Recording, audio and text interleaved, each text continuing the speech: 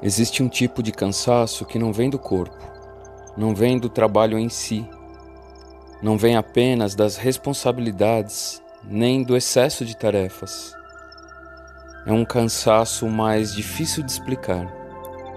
O cansaço de sustentar uma imagem, de manter uma postura, de parecer bem, de parecer forte, de parecer resolvido, de parecer interessante, de parecer espiritual, de parecer seguro, de parecer alguém que está no controle. Muita gente vive assim sem perceber. Não apenas vivendo a própria vida, mas também sustentando um personagem dentro dela. E isso pesa. No Jardim do Vazio, a proposta é pensar com calma aquilo que o mundo vive com pressa. E hoje eu quero refletir com você sobre uma forma de exaustão que quase nunca é nomeada, mas está em toda parte: o cansaço de sustentar personagens. Todos nós, em algum grau, criamos forma de nos apresentar ao mundo. Isso é humano. Existe contexto, existe convivência, existe linguagem social, existe cuidado, existe até proteção. O problema começa quando essa construção deixa de ser um recurso e passa a ser uma prisão. Quando já não sabemos mais onde termina o papel e onde começa a nossa presença real. Quando não conseguimos relaxar porque sempre existe alguma imagem para manter. A imagem do forte, a imagem do calmo, a imagem do inteligente, a imagem do desapegado, a imagem do produtivo, a imagem do sensato, a imagem do que não sofre, a imagem do que superou, a imagem do que sempre sabe o que fazer. Isso cansa. Cansa porque sustentar personagens exige vigilância. Você precisa controlar o que mostra, controlar como fala, controlar como reage, controlar o que revela, controlar o que esconde, controlar o que os outros pensam, controlar a impressão que você causa. E uma vida assim raramente repousa, porque no fundo não se trata apenas de ser, se trata de parecer. E parecer exige energia. Às vezes, a pessoa nem percebe que está atuando. Ela só sente o peso, só sente que está sempre tensa, sempre se ajustando, sempre se editando, sempre se vigiando, sempre tentando corresponder a alguma expectativa invisível. Isso acontece nas relações, no trabalho, na família, na espiritualidade, nas redes sociais e, em muitos casos, até na intimidade. A pessoa não sabe mais simplesmente estar. Ela precisa representar alguma coisa o tempo todo. E talvez uma das perguntas mais difíceis da vida interior seja esta: quem sou eu quando não estou sustentando nenhum personagem? Essa pergunta assusta, porque grande parte da identidade humana é construída na relação com o olhar do outro. Nós vamos nos acostumando a ser vistos de determinada forma.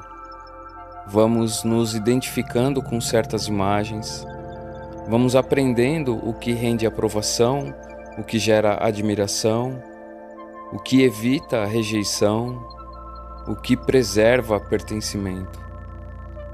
E então, pouco a pouco, começamos a nos afastar da simplicidade de existir para entrar na tensão de corresponder.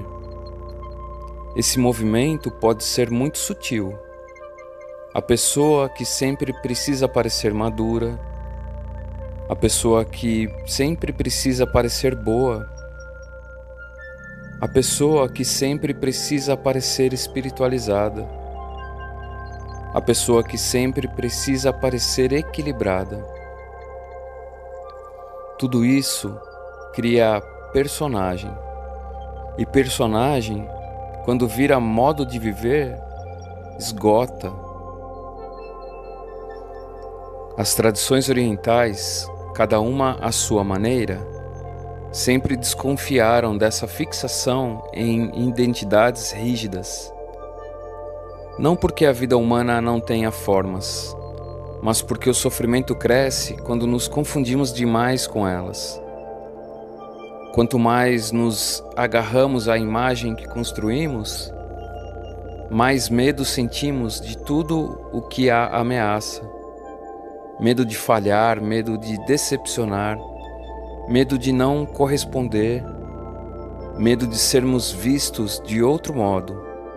E então, em vez de viver, passamos a gerenciar a própria aparência interior e exterior. E isso é exaustivo, porque viver já exige presença, mas atuar exige tensão constante. Talvez por isso exista tanta gente cansada, sem saber exatamente por quê. Não é só o excesso de compromissos, às vezes é o excesso de personagem.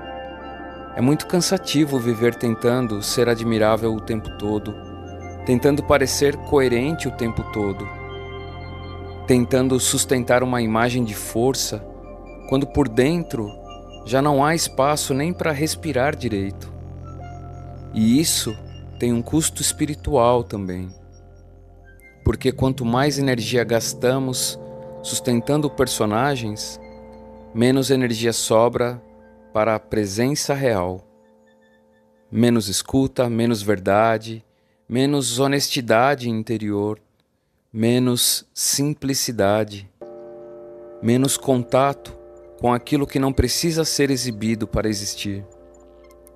A vida interior amadurece quando começamos a perceber isso. Quando deixamos de perguntar apenas como estamos sendo vistos e começamos a perguntar: o que em mim está tão assustado que precisa se esconder atrás de tantas imagens? Às vezes, por trás do personagem forte, existe o medo. Por trás do personagem sábio, existe insegurança. Por trás do personagem calmo, existe repressão. Por trás do personagem espiritual, existe carência de reconhecimento. Por trás do personagem que sempre ajuda, existe medo de não ser amado se não for necessário. Isso não é motivo de culpa, é motivo de lucidez. Porque ver os personagens que sustentamos já é um começo de liberdade. O problema não é perceber que eles existem. O problema é viver fundido com eles, sem nunca questioná-los.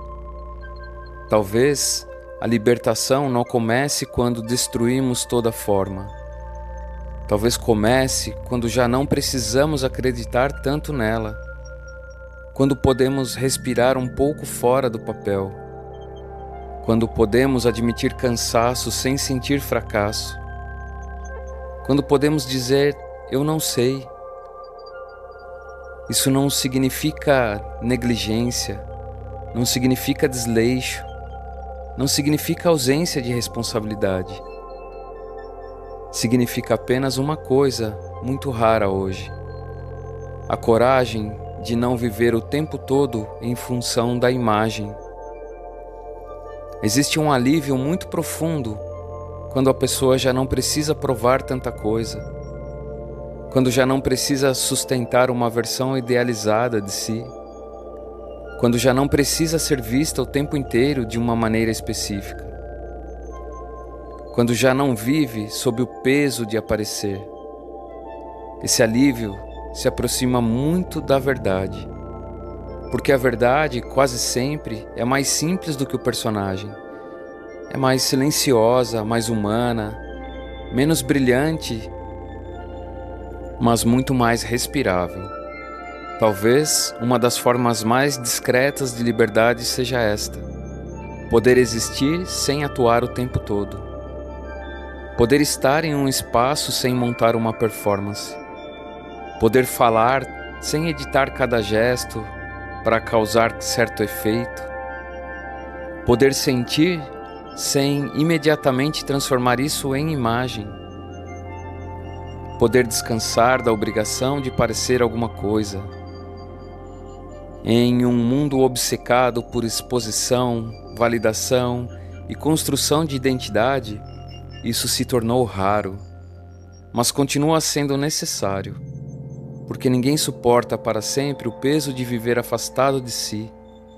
Mais cedo ou mais tarde, o personagem cobra, e cobra em forma de cansaço, de ansiedade, de irritação, de vazio, de confusão, de sensação de falsidade, de esgotamento sem nome. Talvez o que chamamos de crise, às vezes seja apenas um momento em que a alma já não quer mais continuar atuando. E isso, embora desconfortável, pode ser um início. O início de uma vida menos performada, menos administrada, menos controlada, menos ocupada em parecer e mais disponível para ser. No jardim do vazio, o vazio não é ausência, é espaço. É o lugar onde o excesso cai e o essencial volta a respirar.